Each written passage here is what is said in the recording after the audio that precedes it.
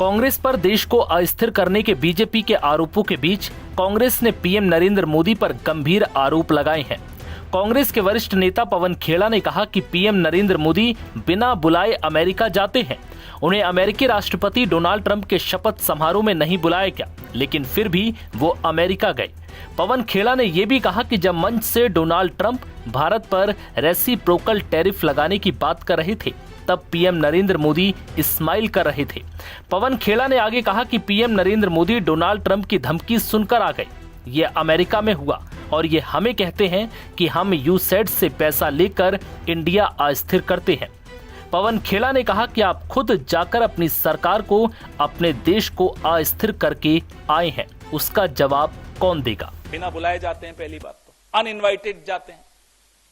जब शपथ थी तब बुलाया नहीं गया उनको, फिर भी गए। अब क्यों गए वो तो आप लोग कोई पत्रकारिता करिए, इन्वेस्टिगेटिव, तो मालूम पड़ेगा कि क्यों गए। लेकिन वहां जाकर मंच पर साथ में खड़े होकर ट्रंप साहब कहते हैं हम रेसिप्रोकल टैरिफ लगाएंगे। सीधा अपमान, सीधा धमकी।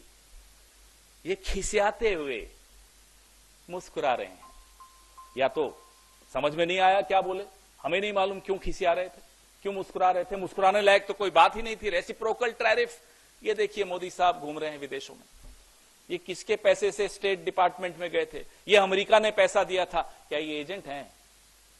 क्या ये उस वक्त से ट्रेनिंग लेने गए थे कि कैसे मनमोहन सिंह जी की सरकार को अस्थिर करना है, कांग्रेस की सरकार को अस्थिर करना है?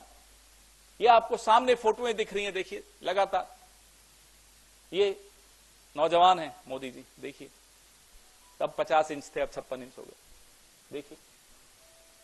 तो हम बार बार इनसे पूछना चाहते हैं कि आप ट्रंप साहब की धमकी सुनकर आ गए। उन्होंने कहा कि हम ब्रिक्स खत्म कर देंगे, मुस्कुरा रहे हैं साहब। उन्होंने कहा टैरिफ लगा देंगे भारत पर, मुस्कुरा रहे हैं साहब।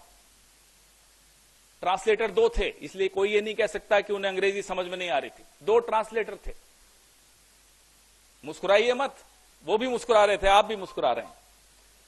जिन F-35 विमानों को खुद वहां के अदानी, अमेरिका के अदानी एलॉन मस्क बोल चुके हैं कि यह कबाड़ है, वही F-35 भारत पर थोपे जा रहे हैं और साहब मुस्कुरा रहे हैं। यह हुआ अमेरिका में, और हमें आकर कहते हैं कि हम यूएसएड से पैसा लेके इन्हें अस्थिर करते हैं। आप खुद जाकर अपनी सरकार को, अपने देश को अस्थिर कर आए हैं, उसका जवाब कौन देगा? पवन खेड़ा ने न्यूज एजेंसी ANI से बातचीत में कहा कि ये कहते हैं कि 2012 में समझौता हुआ था, जब कुरैशी साहब मुख्य चुनाव आयुक्त थे। तब हम 2014 में चुनाव हार गए, तो कौन किसको अस्थिर कर रहा था? हम भी 2014 में पूछते हैं कि क्या मोदी जी अमेरिका के पैसे से जीते थे? अब कल ट्रंप जी ने एक नई बात की कि $21 मिलियन भारत को गया। वहीं आज एक अखबार ने दिखाया कि ये भारत को नहीं, बांग्लादेश को गया। अब हम मोदी जी से पूछ रहे हैं कि $21 मिलियन अमेरिका ने हमारे पड़ोस में लोकतंत्र को अस्थिर करने के लिए भेजे और आपको पता ही नहीं चला। वहीं इन सब के बीच एक बार फिर बीजेपी और कांग्रेस में जुबानी जंग शुरू हो चुकी है। नव भारत टाइम्स की रिपोर्ट।